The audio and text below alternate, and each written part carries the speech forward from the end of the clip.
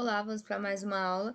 Antes de qualquer coisa, como vocês já sabem, procure um lugar calmo para vocês conseguirem se concentrar melhor e pegue o material didático de vocês, né? O caderno de vocês, façam as anotações, enfim, acompanhem pelo livro, tá?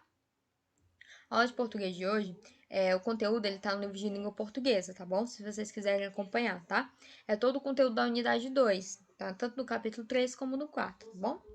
A gente vai trabalhar as figuras de pensamento agora, né? A gente tinha trabalhado as figuras de som, não é? Que são tipos de figuras de linguagem, tá bom?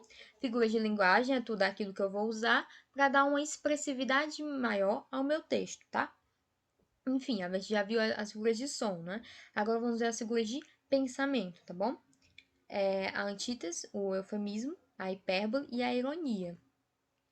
A antítese, o que seria? Consiste na aproximação de termos contrários de palavras que se opõem pelo sentido. Então, por exemplo, quando eu falo, neste momento todos os bares estão repletos de homens vazios. Quando eu uso o termo repletos e vazios, dá essa ideia de contrariedade, não é? Repleto é uma coisa cheia e vazio é o oposto a isso. Só que quando eu utilizei isso nessa frase, ela vai dar uma expressividade maior, não é? Foi proposital isso, ou seja, por isso que é uma figura de pensamento, tá bom?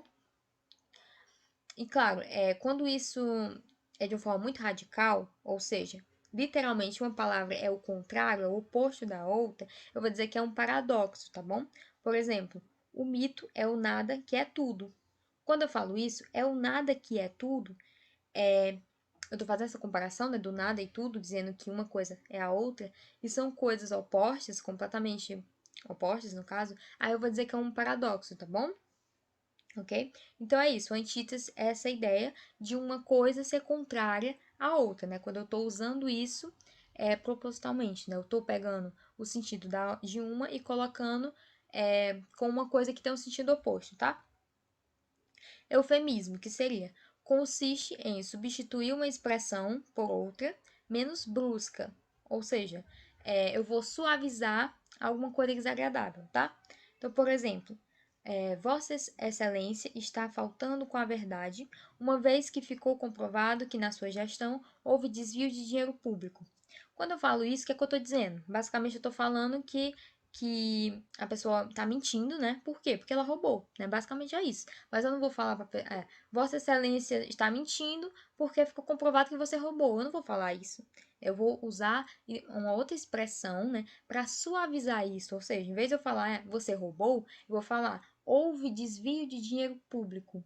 É a mesma coisa, só que eu tô falando de uma forma mais suave. Do mesmo modo, em vez de eu falar você está mentindo, eu vou falar você está faltando com a verdade. Que a ideia é a mesma coisa, só que eu estou usando palavras que serão mais suaves, né? É mais suave do que eu olhar para a pessoa e dizer que ela tá mentindo, tá bom? Do meu jeito, quando a pessoa fala assim, é, você não quer falar, por exemplo, que a pessoa morreu, você pode falar, ela foi dessa para melhor, né? Essa expressão, por exemplo, que as pessoas usam, é um exemplo de eufemismo, que é porque é uma coisa que eu não quero falar para não soar brusca, né? Não é uma coisa que eu quero que seja brusca para outra pessoa. Então eu vou procurar uma outra forma de falar que vai suavizar isso, tá bom? E a hipérbole é justamente o contrário do eufemismo, né? A gente colocar assim, não necessariamente o contrário, mas diferentemente do eufemismo, né, que vai suavizar, aqui eu vou exagerar uma ideia, tá bom? Com a finalidade de enfatizar ela, tá? Então, por exemplo, quando a gente fala, não vejo você há séculos. Esse há séculos quer dizer que a pessoa realmente não vê há séculos? Não, né? A pessoa só está usando essa expressão para dar ênfase, né? Para mostrar que é há muito tempo, né? Ou seja, eu estou exagerando para mostrar, para dar essa ênfase, né? Do mesmo modo, estou morrendo de sede. Eu poderia só falar, estou com muita sede, mas não vou falar morrendo de sede. Para esse exagero, ele dá essa ênfase, né? Do mesmo modo, chorou rios de lágrimas. Eu posso colocar só, chorou muito, né? Mas não, eu coloquei rios de lágrimas, que é para ser um exagero que vai dar a ênfase, tá? E a ironia? A ironia, ela consiste, né, em utilizar um termo em sentido oposto ao usual, né? Obtendo-se com isso, né, o efeito crítico e humorístico, tá bom? Então, o intuito da ironia é ter esse efeito crítico, é criticar alguma coisa ou causar algum humor, tá? tudo bem? E para isso ela pode usar sim de sentidos opostos, tá? Mas cuidado, a antítese ela vai utilizar o sentido em si, tá? Eu vou pegar palavras opostas com esse objetivo mesmo, né? De dar mais expressividade. Na ironia, eu vou usar isso com o objetivo de criticar alguma coisa, tá? Ou causar humor. Então, por exemplo, seu aproveitamento na escola não podia ter sido melhor, reprovado em apenas 6 matérias. Então, aqui eu percebo que quando eu uso melhor, né, não poderia ter sido melhor, em apenas 6 matérias, 6, né, e eu uso o termo apenas como se fosse pouca coisa, eu estou criticando ali, né, eu estou usando ironia, eu estou usando ironia para criticar, né, a pessoa, no caso, ficou reprovada em 6 matérias, tá bom? Mas, é claro, essa ironia, ela pode ser um recurso estilístico. Então, por exemplo, você vai perceber, né, que tem autores que eles vão usar da ironia nos textos, né, em contos, em romances, enfim, até em poemas, né? Isso é um recurso estilístico e às vezes aparece de forma muito sutil, tá bom?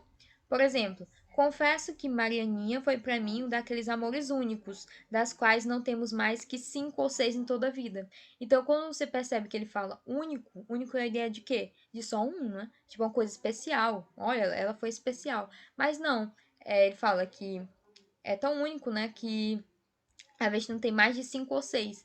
Ou seja, essa oposição, ela ela causa esse efeito de humor, no caso, né? E até de crítica, né? De crítica, no caso, essa situação, né? Enfim, eu coloquei aqui um exercíciozinho para a gente conseguir aplicar aqui, né? Identifique a figura de linguagem empregada nos versos destacados. No tempo de meu pai, sob estes galhos, como uma vela fúnebre de cera, chorei bilhões de vezes com a canseira de inexorabilíssimos trabalhos. Então, vocês percebem aqui que tem um exagero, não é? Se é um exagero, a gente vai dizer o quê? Que é uma hipérbole, não é? Por quê? Porque eu falei chorei bilhões de vezes, eu exagerei para dar essa ênfase mesmo, não é? Ou seja, é uma hipérbole, tá bom? Enfim, a aula de hoje é só isso, né? Foi bem curtinha. Espero que vocês tenham entendido. Se vocês não tiverem entendido, vocês podem rever essa aula e outras aulas também no canal da escola. Acessem o site da escola, tá? Para vocês terem acesso a todo o conteúdo e acompanhar a agenda digital de vocês, tá bom? E é isso, até a próxima aula.